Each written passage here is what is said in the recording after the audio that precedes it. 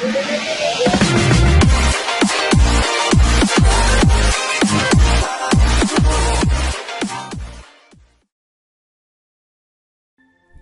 کشا داستان ظہیر الدین محمد بابر قسط نمبر 7۔ ہمایوں کے سارے لشکری بدخشاں یا کوہستان پار کے تھے۔ وہ اتنا عرصہ کبھی اپنے علاقوں سے دور نہیں رہے تھے۔ کابل میں سپاہ بھی بہت کم رہ گئی تھی۔ اب ہندوستان میں کسی بڑی جمعیت کی ضرورت بھی نہیں رہ گئی تھی۔ ہمایوں خود بھی کابل جانے کا خواہش مند تھا، لہذا اسے اجازت دے دی۔ وہ اپنی بدخشانی جمعیت کے ساتھ روانہ ہو گیا۔ اس کے ساتھ کچھ اور بھی امیر تھے جو جانا چاہتے تھے، انہیں بھی اجازت دی۔ بابر کو جوانی سے اب تک کے عرصے میں پہلی مرتبہ سکون کی نیند آئی تھی۔ دائیں بائیں کسی نئے خطرے کے سر پر آ جانے کی تشویش نہیں تھی، لیکن تشویش کی لہر اس وقت دوڑ گئی جب ایلچی یہ انہونی خبر لایا کہ شہزادہ ہمایوں نے دہلی کے راستے جاتے ہوئے خزانوں کا قفل تڑوا دیا اور ان میں رکھے ہوئے زرد و جواہر اپنے ساتھ کابل لے گیا۔ اس کا مطلب تو یہی ہو سکتا تھا کہ اب وہ لوٹ کر نہیں آئے گا۔ تو کیا میرا یہ خواب پورا نہیں ہوگا کہ میں ہندوستان سے بدخشاں تک ایک سلطنت بنا دوں؟ تو کیا میرا ہی بیٹا اپنی سلطنت الگ قائم کرے گا؟ تو کیا کابل بھی میرے ہاتھ سے گیا؟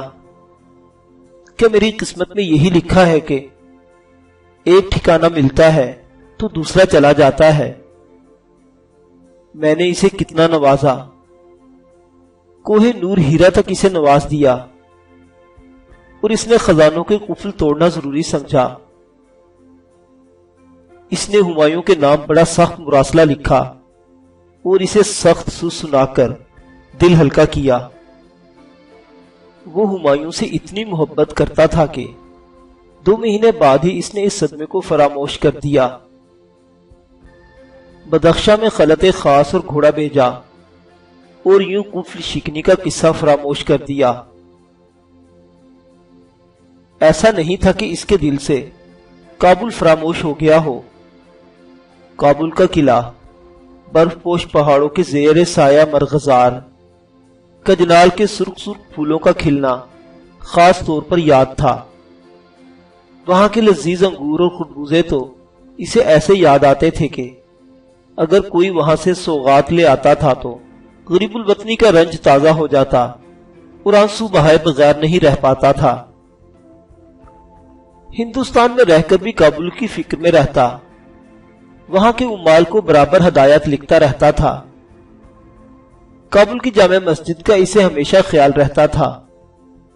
کسی پیش دالان کی نگہداشت پر توجہ دلاتا، کبھی باغوں کی درستگی کی ہدایت کرتا، وہاں کے باغوں میں نئے پودے لگانے کے لیے خطوط لکھتا تھا۔ جب ذرا فرصت ملی تو اپنے وطن کی معروف چیزوں کو یہاں نقل تیار کروائی۔ آگرہ میں باغ بنوایا جس کا نام کابل کی نقل میں باغ زر افشاں رکھا۔ جمنا کے پار جا کر باغ بنایا، اس کا نام بھی کابل کے بائک باغ کے نام پر 4 باغ رکھا۔ ہندوستان کے لوگوں نے اس وجہ کا باغ اور عمارتیں نہیں دیکھی تھیں۔ انہوں نے جمنا کے اس کنارے کو جہاں سے یہ باغ تھا کابل کے نام سے موسوم کر دیا۔ ایسے ایسے مقامات پر جہاں کسی کا خیال بھی نہ جاتا تھا اس نے 20 باغ تیار کرائے۔ اسی شگفتگی کی بدولت باغ ساز بادشاہ کے خطاب کا مستحق ہوا۔ سیٹی میں ایک بڑا تالاب بنوایا، اس کے بیچ میں چبوترا تھا، وہ اس پر بیٹھتا یا اس کے گرد کشتی رانی کا لطف اٹھاتا۔ سیکری کے باغ میں ایک شاندار 2 منزلہ بارادری بنوائی جہاں بیٹھ کر وہ تذکے بابری لکھنے میں مشغول رہتا۔ آگرہ میں دریا کی دوسری جانب محل سرا اور باغ کے درمیان ایک سنگین محل خود اپنے لیے تعمیر کرایا۔ دھول پور کے پہاڑوں کی چٹانوں میں 60 कदम अर्ज का हौज तिरछवाया। राणा सांगा को शिकस्त देने के बाद वो छोटी छोटी जंगें लड़ता रहा, लेकिन अब कोई बड़ी मुहिम इसके सामने नहीं थी। मशरकी नदियों पर मुकाबला करने वाले मगलूब कर लिए गए थे। 1 साल के अंदर अंदर इसकी सल्तनत बदख्शा के पहाड़ों से गंगा घाघरा के संगम तक फैल गई। हुमायूं इसे छोड़कर चला गया था, लेकिन बाबर को अब इसकी तरफ से इत्मीनान था, क्योंकि काबुल पर इसने बुरी नजर नहीं डाली थी। वो बदख्शा में था और अब समरकंद लेने की कोशिश कर रहा था। बाबर को फिर भी काबुल का धड़का लगा रहता था। चुनांचे हुमायूं को खत लिखा, जिसमें समरकंद के बारे में मशवरा देने के बाद यह भी लिखा, एक और बात यह है कि तस्खीर काबुल के बाद से हमें फतूहात पर फतूहात नसीब हुई, इसलिए काबुल को मैं बहुत मसूद ख्याल करता हूं। इसे अपने खासा में दाखिल कर लिया है। तुम में से कोई इसकी तमन्ना करे। मुकामी मुजाहमत खत्म हो चुकी थी। दूर दराज के मामलात थे, वो इसने आइंदा के लिए उठा रखे थे। काबुल की बहुत सी यादगारें यहां कायम हो चुकी थी, लेकिन कुछ यादगारें ऐसी थी जो यहां नहीं बनाई जा सकती थी। इन्हें काबुल ही से लाना पड़ता। ये थे इसके अहलो अयाल। बड़े बेटे तो अपने अपनी रियासतों में मुकीम थे। बीवियां, खालाएं, नन्ही गुलबदन और बहन खानजादा काबुल ही में थे। इसने इन्हें बुलवा भेजा। सबसे पहले हुमायूं की मां माहम बेगम पहुंची। इसके साथ गुलबदन आई, जो अपनी असली मां के बजाय माहूम के साथ आई। खानजादा बेगम, बीबी मुबारका वगैरह और दूसरी बेगमात कुछ रोज बाद चली। माहम बेगम की सवारी जब आगरा से 2 कोस रह गई तो बाबर ने घोड़ा लाने का भी इंतजार नहीं किया और पैदल ही चल पड़ा और इसके महल के करीब पहुंचा, जो इसने माहम के लिए तैयार कराया था।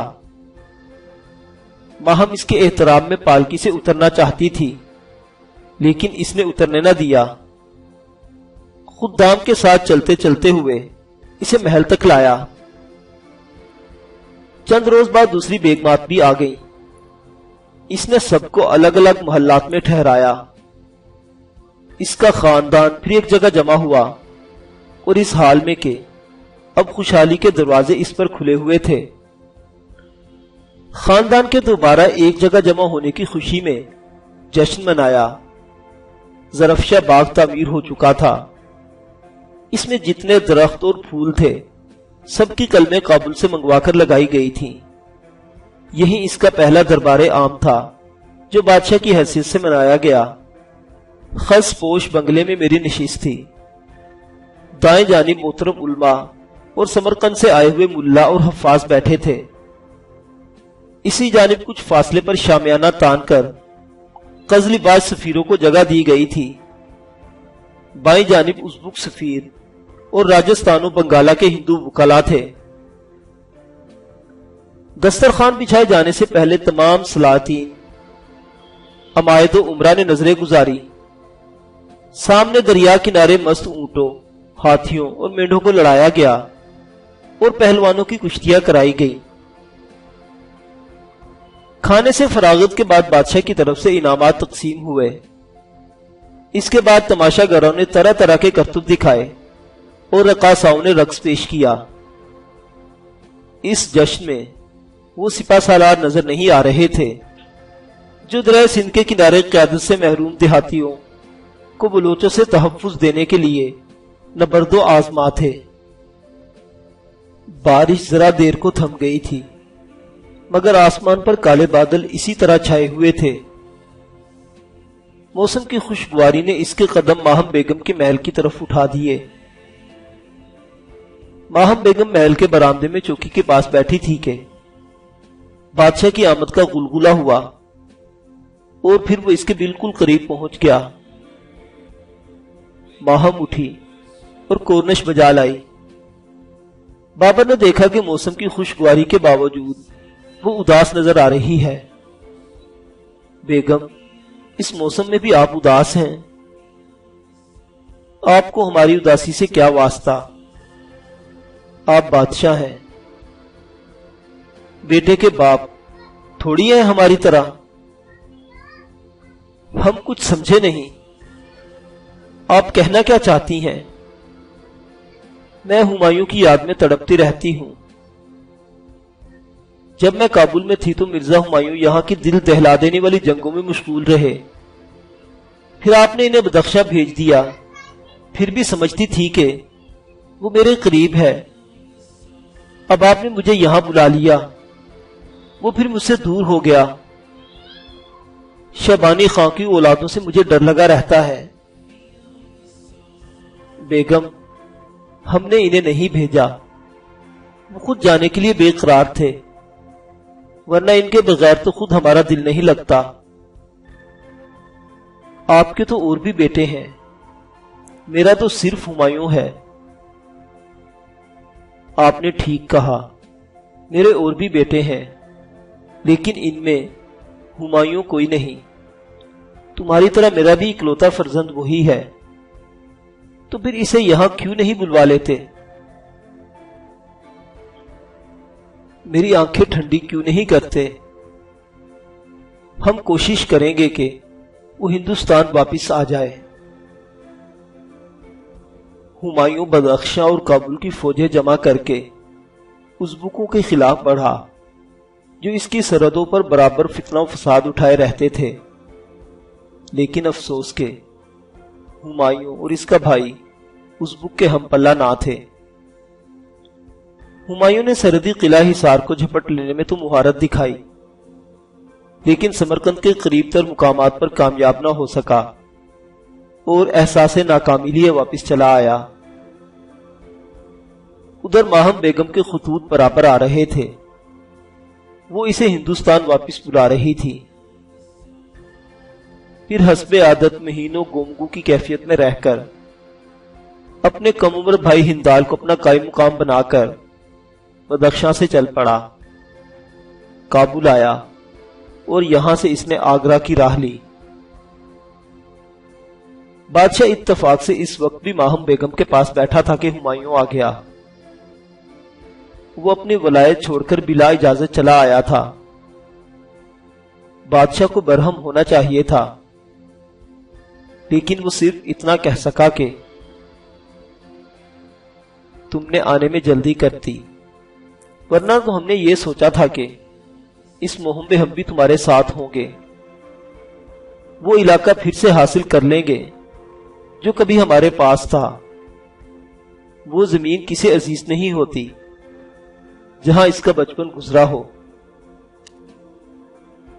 اس خیال سے اسے تشفی بھی ہو گئی تھی کہ ماہم اسے بلانا چاہتی تھی۔ چلو وہ خود ہی آ گیا۔ سمرقند کو حاصل کرنا ہے، پھر کسی وقت دیکھا جائے گا، مگر یہ وقت پھر کبھی نہ آ سکا۔ اس کی صحت روز بروز گرتی جا رہی تھی۔ جب سے اسے ابراہیم لودھی کی ماں نے زہر دیا تھا، وہ بیمار رہنے لگا تھا، اور پھر دن رات کی مشقت نے اسے نڈھال کر دیا تھا۔ بابر نے یہ سوچ کر کہ ہمایوں اپنی ولایت چھوڑ کر آیا ہے، اسے دو آبے کا نہایت زرخیز پرگنہ سنبھل دے دیا، جہاں سے ہمالیہ کی برف پوش پہاڑیاں نظر آتی تھی۔ ہمایوں اپنی جاگیر سنبھل چلا گیا۔ ماہم ایک مرتبہ پھر اداس رہنے لگی، بلکہ اس مرتبہ تو اسے یہ یقین ہو گیا کہ بابر جان بوجھ کر اس کے بیٹے کو اس کے پاس نہیں رہنے دینا چاہتا۔ آخر اس کے دل کی بات زبان پر آ گئی۔ جہاں بھی خطرہ ہوتا ہے آپ مرزا ہمایوں کو وہاں بھیج دیتے ہیں۔ مرزا کامران بھی تو ہیں، انہیں تو آپ نے لاہور میں رکھا ہوا ہے جہاں کوئی گڑبڑ نہیں، اس لیے کہ وہ ولی عہد ہے، میرے بعد اسے تخت نشین ہونا ہے، اسے خطرات سے کھیلنے کا عادی ہونے دیجیے۔ شہزادے ماؤں کی گود میں نہیں پلتے، بابر نے جھنجھلا کر کہا، لیکن پھر خود ہی اسے احساس ہوا کہ اس نے کیا کہہ دیا۔ آپ کہتی ہیں تو ہم اسے سنبھل سے بلا لیں گے، ویسے آپ فکر نہ کریں، وہ اتنا شجاع ہے کہ اپنی حفاظت خود کر سکتا ہے۔ بابر دھیان بٹانے کے لیے ماہم کے ساتھ دوسری بیگمات کو لے کر گوالیار چلا گیا۔ یہاں کے منظر انہیں دکھائے، آبشار دیکھنے گئے۔ یہاں پہلی مرتبہ ماہم نے آبنوس کے درخت دیکھے۔ پھر دھول پور گیا، قرض کئی مہینوں کی سیر و تفریح کے بعد آگرہ واپس آ گیا۔ ماہم کو خوش دیکھنے کے لیے اس نے ماہم سے کہا، ہم ہمایوں کو خط لکھ رہے ہیں کہ وہ واپس آ جائے۔ ہم سوچ رہے ہیں کہ اپنی زندگی ہی میں اسے اپنی جگہ تخت نشین کر دیں۔ میرا یہ مطلب نہیں تھا عالی جا، میں تو بس یہ چاہتی ہوں وہ میری نظروں کے سامنے رہے۔ آپ نہ چاہیں مگر میں چاہتا ہوں وہ امور سلطنت سنبھال لے، میں آپ کے پاس رہوں، باقی عمر شاعری اور مطالعے میں گزار دوں۔ اللہ آپ کو سلامت رکھے۔ بیگم، ایسا شہنشاہ آپ نے نہیں دیکھا ہوگا جو اپنے بیٹے کو اپنی زندگی میں اپنا وارث بنا دیں۔ آپ دیکھیں گی کہ ہمیں یہی کرنا پڑے گا۔ دونوں طرف خاموشی تھی کہ بابر نے پھر کہنا شروع کیا، ہماری آنکھیں بند ہو جائیں تو ہماری خاک کابل لے جا کر سپرد خاک کیجیے گا۔ کابل ہمارا پہلا عشق ہے، بلکہ محسن ہے۔ جب ہمارے پاس کچھ نہیں تھا تو کابل نے ہمیں گلے سے لگایا تھا۔ اب ہم نے مغلیہ سلطنت کی بنیادیں اتنی مستحکم کر دی ہیں کہ ہماری اولاد صدیوں اسے قائم رکھ سکے گی۔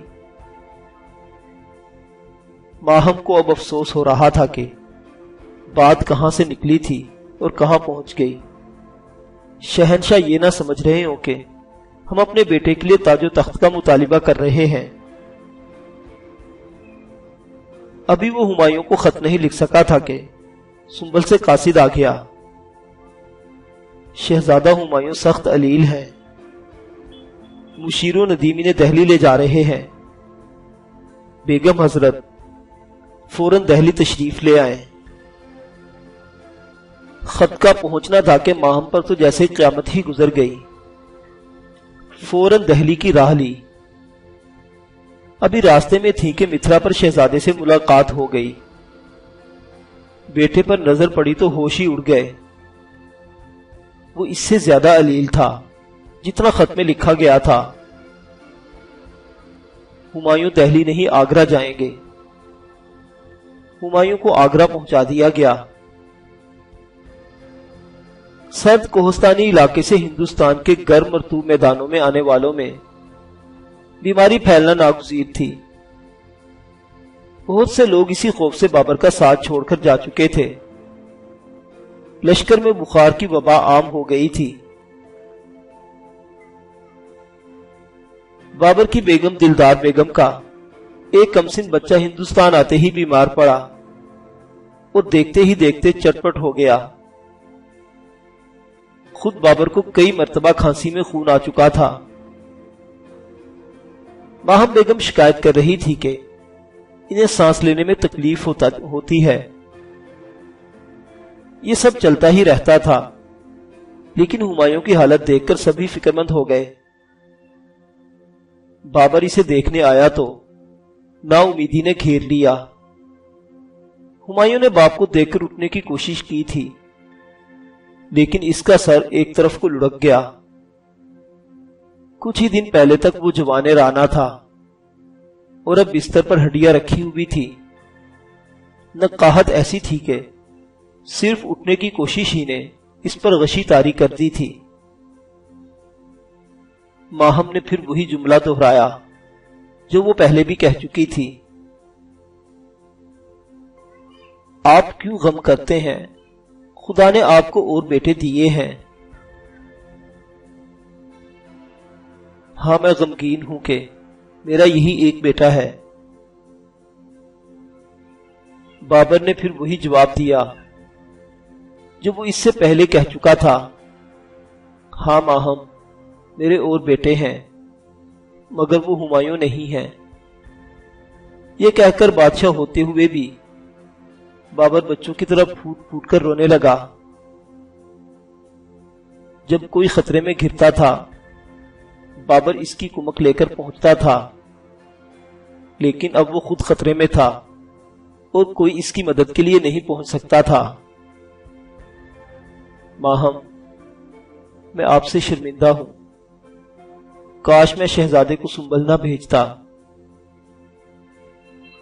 شہزادے کو صحت یاب ہو جانے دو، ہم خود بھی اس سے معافی طلب کریں گے۔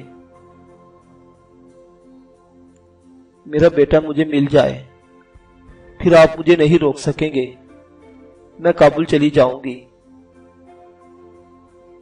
پھر ہم روکنے والے کون ہوں گے؟ آپ کا بیٹا جو کہے گا آپ وہی کیجئے گا۔ اتبا اپنی سی کوشش کرتے رہے لیکن ہمایوں کو افاقہ نہیں ہوا۔ اتبا کچھ کہتے نہیں تھے لیکن بابر نے ان کی آنکھوں میں دیکھ لیا تھا، وہ مایوس نظر آتے تھے۔ ہمایوں کے بچنے کی اب کوئی امید نہیں تھی۔ محل کی خواتین بیمار کی نیم تاریک کمرے میں چپ چاپ دعائیں کرتی رہتی تھی۔ میر ابو البقا تشریف لائے۔ یہ اس زمانے کے نہایت متقی اور عالم فاضل شخص تھے، بادشاہ کو اکثر اپنے مشوروں سے نوازتے رہتے تھے۔ ایسا معلوم ہوتا ہے شہزادی کی زندگی کسی صدقے کی طالب ہے، ایسی قیمتی چیز کے اس سے زیادہ عزیز کوئی اور چیز نہ ہو، بیٹے پر سے قربان کر دیں تو امید ہے اللہ تعالی شفا دے۔ ایک بزرگ قریب بیٹھے تھے، انہوں نے مشورہ دیا، آگرہ سے ملنے والا بیش قیمت ہیرا قربان کر دینا چاہیے۔ اس ہیرے کی ہمایوں کے سامنے کیا وقت ہے؟ میرے نزدیک تو سب سے قیمتی شے میری زندگی ہے، میں مرزا پر اپنی جان فدا کر دوں گا۔ حاضرین سہم گئے لیکن بابر فیصلہ کر چکا تھا۔ اس نے اتبا کو رخصت کیا اور اس علاج کی تیاری کی جس کا تعلق دوا کے بجائے صرف قادر مطلق سے تھا۔ دیوان خانے میں بیٹھے مشائخ یہ بحث کر رہے تھے کہ جان کے بدلے جان دینے کا جو طریقہ بابر کی قوم میں رائج ہے سراسر غیر اسلامی ہے، اس کا کوئی فائدہ نہیں ہوگا۔ بادشاہ کو بات مان لینی چاہیے تھی، کوہ نور ہیرا صدقہ کرنا چاہیے تھا۔ باہر یہ بحث ہو رہی تھی اور اندر ہمایوں کے چھپر کٹ کے اطراف بابر چکر لگا رہا تھا، زبان سے کہتا جاتا تھا، بارے الہا، اگر جان کے بدلے جان قبول ہو تو میں ظہیر الدین بابر اپنی جان اور زندگی اپنے فرزند ہمایوں کی جان کی عوض پیش کرتا ہوں۔ بابر نے 3 مرتبہ یہ کلمات ادا کیے، میں نے اس بیماری کو اپنے سر لے لیا، میں نے اس کی بیماری اپنے سر لے لی، میں نے اس کی بیماری اپنے سر لے لی۔ یہ آواز باہر تک سنی گئی۔ بابر کی بیٹی گلبدن کا بیان ہے، اسی شام سے بادشاہ کمزور اور بیمار ہو گیا۔ اس کے برعکس ہمایوں کے سر پر پانی رکھا تو وہ اٹھ کر بیٹھنے کے قابل ہو گیا۔ گرمی کی عقوبت اور بیمار کے کمرے میں تاریکی، عورتیں خاموش بیٹھی دعا کر رہی تھیں۔ ان کی سمجھ میں کچھ نہیں آ رہا تھا کہ بابر کی قربانی پیش کرنے کا کیا انجام ہوگا۔ ہمایوں شفا یاب ہو گیا اور چند روز بعد باپ کے حکم سے اپنی جاگیر پر سنبھل چلا گیا، لیکن بابر کو پھر آگرہ سے باہر جانا نصیب نہ ہوا۔ امرا انتظار میں تھے کہ شاید بابر کے افاقے کی خبر سنے، لیکن گلبدن لکھتی ہے جب اس کی حالت ابتر ہوتی گئی تو ہمایوں کو بلانے کے لیے قاصد بھیجا گیا۔ تمام اہم امرا بادشاہ کے گرد جمع تھے، ہمایوں بھی تشریف فرما تھا۔ بابر نے نحیف آواز میں کہنا شروع کیا، میرے دل میں تھا کہ سلطنت ہمایوں مرزا کے حوالے کر کے خود باغ سرفشاں میں کوشہ نشین رہوں۔ مجھے لگتا ہے میری یہ خواہش پوری ہونے والی نہیں، مجھے مرض نے دبا لیا ہے۔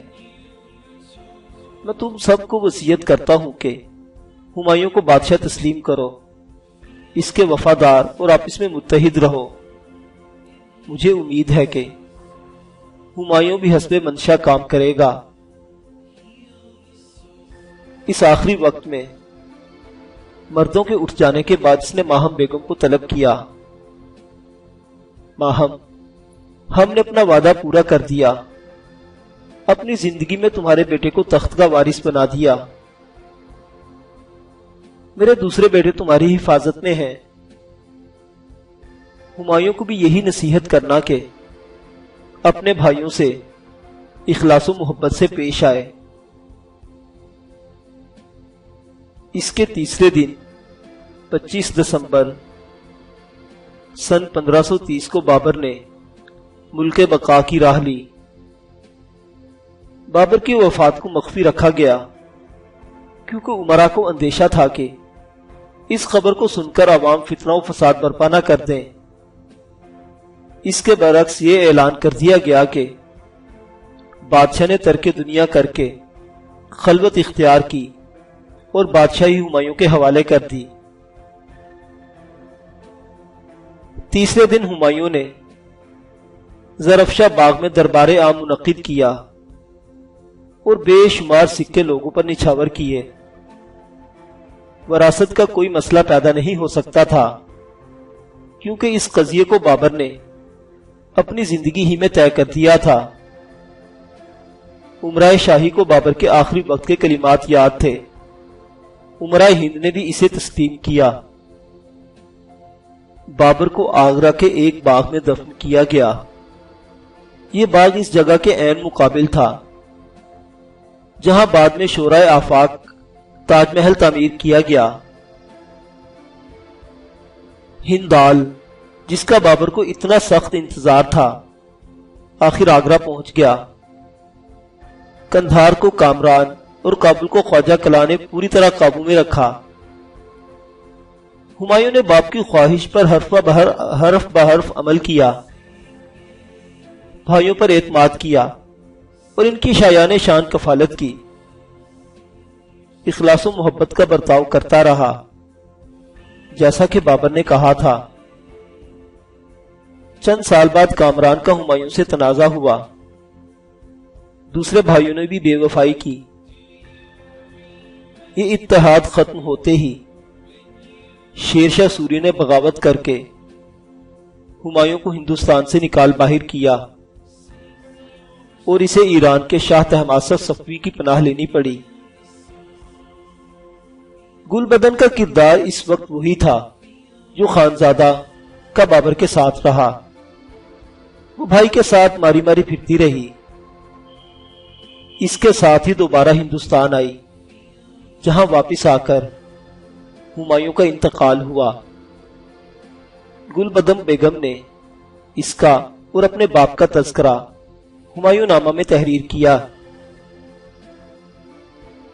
جب شیر شاہ سوری نے مغلوں پر غلبہ پا لیا، ہمایوں کو فرار ہونا پڑا۔ مغل دربار ہندوستان سے دھکیل دیا گیا اور بظاہر یہ نظر آنے لگا کہ اب مغلوں کا اقتدار دوبارہ قائم نہیں ہو سکے گا۔ بابر کی قبر دیار غیر میں رہ جائے گی تو ہمایوں کی افغانی بیگم بی بی مبارکہ آگرہ آئی اور اپنے شوہر کی باقیات کو درو کے راستے کابل منتقل کیے جانے کا مطالبہ کیا۔ وہ افغان تھی، افغانوں کی حکومت تھی، درہ خیبر تک اس کے قبیلے آباد تھے۔ وہ بابر کی باقیات کو بحفاظت نکال کر کابل لے گئی۔ بابر کی پسندیدہ تفریح گاہ میں قبر بنا دی گئی۔